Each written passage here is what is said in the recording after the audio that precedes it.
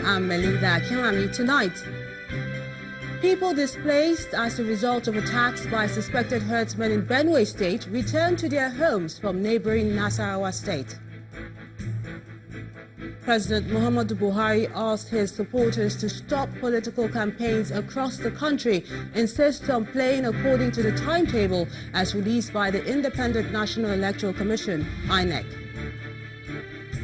13 of the 23 local government chairmen in Benue State defect to the People's Democratic Party from the All Progressives Congress. And 2 firefighters killed as a wildfire in Northern California forces tens of thousands to flee their homes. On Business News tonight, Central Bank to maintain periodic open market operations despite new lending window through commercial papers issuance.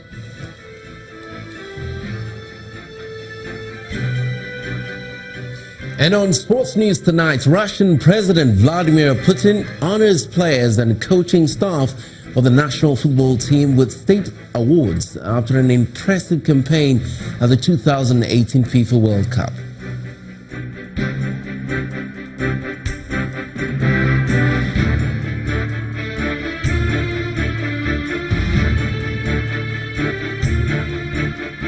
We begin tonight with security matters. Victims of Boko Haram attacks from Benue State seeking shelter in Nasarawa State are returning home. This follows an assurance by the governor of Nasarawa State that their safety is now guaranteed. Governor Tanko Almakura also distributed relief materials to the victims, especially the tea farmers affected by the violence. Nasarawa State shares a boundary with Benue to the south.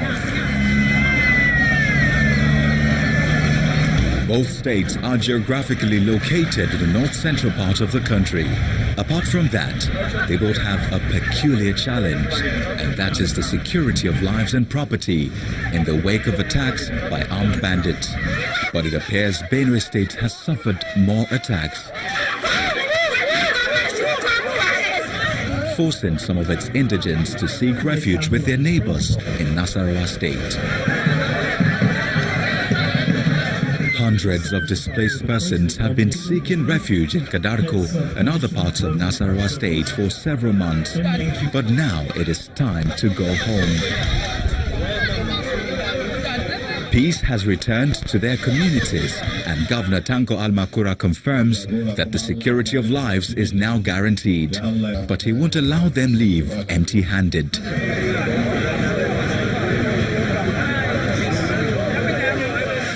He orders the distribution of relief materials to them as they find their way back home. It has taken a little time for us to distribute these materials because the people were displaced, and we do not want to make these distributions when people are just hanging around within townships, and at the end of the day, those that have decided to go back to the villages would go with empty stomach. So we waited until our community-based conflict resolution committees have settled all scores in all the areas affected, and I'm very happy to say that virtually most of the villages that have been deserted have now had their people back in their areas, and this time we feel is the most appropriate time to distribute some of these relief materials. The relief materials are distributed without discrimination. The local leaders are expected to share the governor's gifts to them as they journey home. We've drawn from the affected local governments, I think about 5 of them, people that are going to represent those local governments. We've drawn about 3 or 4 from each ward of these local governments to ensure that these materials are well distributed and they get to the beneficiaries without diversion. These relief materials are going to people who are affected, because we understand that they're having some skin clemencies amongst themselves. Some others are saying there are 2 organizations, TIDA and so on. Some others are saying either that the PDP, APC government is giving to APC displaced people. No, sir. Every displaced person belongs to God. And this thing is going to all the children of God who are displaced. The distribution is over, but the journey home is what many of them look forward to, as they hope to start life afresh, with expectations that their communities will be more secured and their businesses back on track. Staying with security matters in the northern part of the country, the Nigerian army says they have repelled an attack by Boko Haram terrorists on Dikwa community in Borno State. According to a statement by the Director of Army Public Relations, Brigadier General Texas Chukwu, the terrorists attempted to enter into Dikwa through the eastern end of the town, but were intercepted by the troops. He says some of the terrorists escaped with gunshot wounds from their superior firepower while their efforts to arrest those who are still on the run. He added that no casualty was recorded by the troops during the encounter. Meanwhile, soldiers have also intercepted a bus conveying 20 men along the Nasarawa-Abuja road. The men who claimed to be hunters were arrested with locally made guns, pistols, bow and arrows. The army spokesperson says they are still being interrogated. In the meantime, many households in communities ravaged by Boko Haram in Adamawa, Borno and Yobe states are to benefit from agricultural input support for this farming season. This is an initiative of the Victims Support Fund as the intervention body flags off the rain-fed farming intervention program in Madagali local government area of Adamawa State. The Executive Secretary, Professor Sunday Ochoche, says the measure is to ensure that those affected by insurgency bounce back. And the President will depart Abuja for Lome, Republic of Togo tomorrow to participate in a joint meeting of the ECOWAS Community of West African States and the Economic Community of Central African States. The high-level summit is to deliberate on common security threats to countries in the West African and the Central African sub-regions with a view to tackling the menace of terrorism, trans-border crimes and other forms of violent extremism. On his arrival in Togo, the President will meet and hold an interactive session with the Nigerian community there. The Nigerian delegation will also participate in a meeting on the single currency for ECOWAS. President Buhari will on Tuesday join other leaders for the 53rd ordinary session of the ECOWAS Authority of Heads of State and Government, at the end of which a new chair of the ECOWAS Authority is expected to emerge and take over from the incumbent president for Yasimbe of Togo. Before he leaves, the president has asked those who have begun what he says may be interpreted as political campaigns in advertisement in the mass media to stop it, while expressing gratitude to his supporters for highlighting the achievements of his administration. President Muhammadu Buhari explains that outrightly canvassing for votes may amount to jumping the gun. In a statement, he says, and I quote, "We appreciate their enthusiasm born out of the desire to garner support for an administration that is actuated by nothing else other than service for motherland, but we hereby appeal for patience so that the game can be played according to the rules." End of quote. He stresses that a timetable by the Independent National Electoral Commission (INEC) on political campaign must be obeyed, adding that his administration is one that is committed to due process and respects rules, laws, and order. And staying with politics, the presidential aspirant believes Nigeria will neither experience development nor real growth if it is not restructured. And that's the opinion of the Young Progressive Party's presidential aspirant, Dr. Kingsley Moghalu. On our special program, Roadmap 2019, he told Ladi Akeredoluwale that Nigeria leaders must be courageous enough to tell the people the benefits of restructuring. Our leaders must have the political will to tell themselves and their citizens the truth that Nigeria as it is today structured is not working. But instead, our leadership wants us to continue to live a lie. What am I saying? Nigeria must be constitutionally restructured to function more effectively as a federation for two reasons. One, so that our country can be stable and peaceful. Two, so that our country's economy can prosper and we all prosper.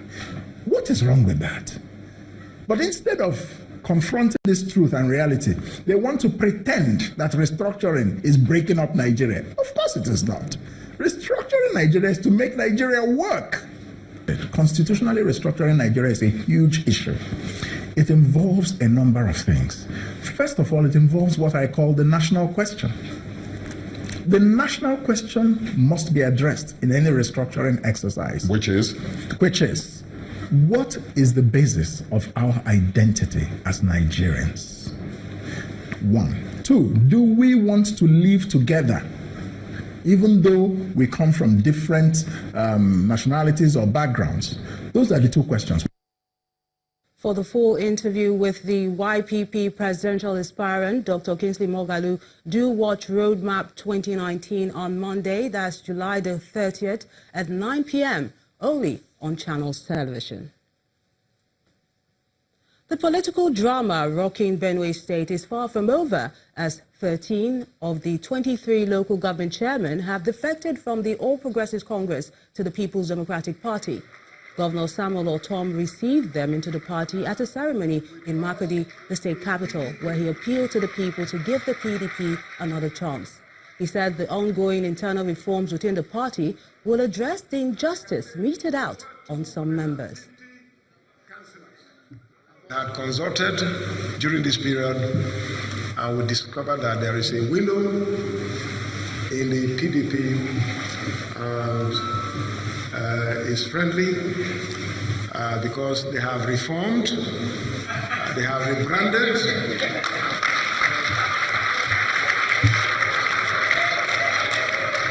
and they have also apologized to Nigerians for whatever offense they have committed. And I think that is all. I think that is what the Lord Jesus teaches us. Forgive our trespasses as we forgive those who trespass against us. So I felt that, yes, now that PDP have accepted that there will be no more injustice, PDP is the option. And that is why we have declared for the People's Democratic Party. And while the governor asked the people to give the PDP a second chance, the Deputy Senate President Ike Ekwemadu has called for what he describes as a more democratic Nigeria, where, according to him, the rule of law, equity and justice will be enthroned. Mr. Ekwemadu was speaking to journalists after receiving his supporters who came to welcome him in Enugu following the siege to his residence in Abuja by security operatives on Tuesday. The Senate number 2 man said the agitations by his people is to live in a country where everyone is treated fairly. This is the opportunity for me to advise government to ensure that human rights are respected, that justice to all, there's fairness, there's equal opportunity to everybody in Nigeria. If you do that, I just do not care whether I come from the north or south. Anybody can be president forever in Nigeria. What they want is an environment where everybody will thrive, especially for the Igbos, who are egalitarian, who move about everywhere. They believe that they want an atmosphere for them to exist. They're not interested in presidents or anything else. They want an atmosphere where they can still live in Kano, Kaduna, in Maiduguri, and do their business and be sure that nobody will destroy their business or their lives. That's what we are looking for. And right now, that's non-existent.